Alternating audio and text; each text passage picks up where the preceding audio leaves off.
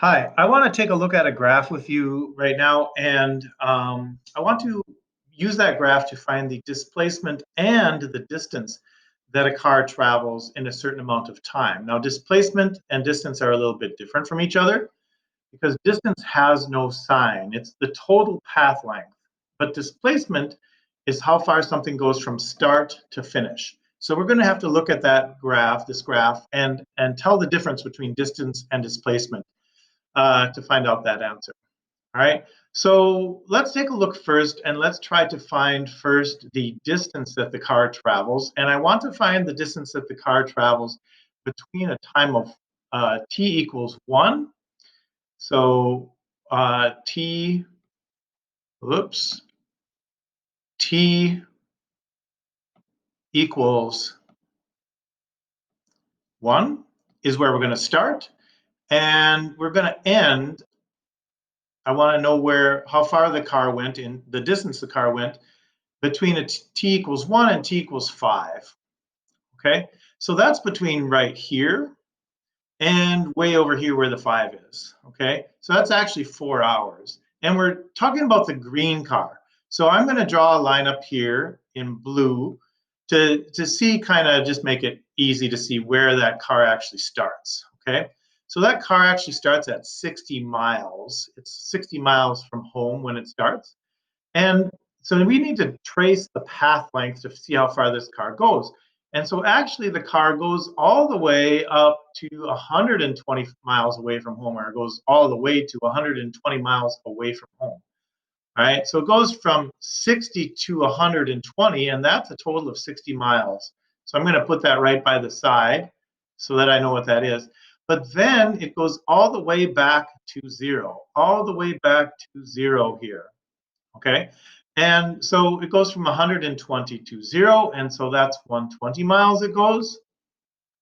All right, so I'm going to write a 120 here. Now, distance, remember, is the entire path length. So how do we find the distance? Well, we've got to add those up. 60 plus 120 is 180. So the distance is going to be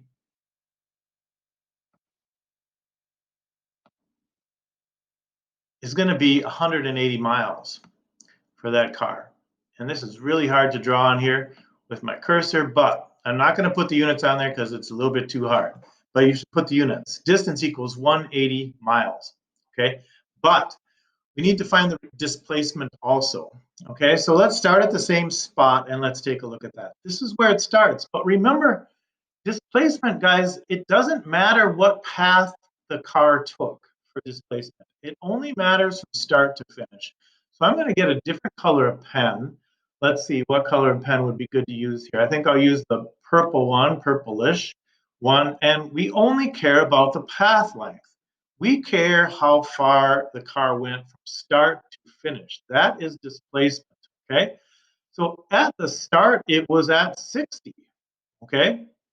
And at the end, it was at 0.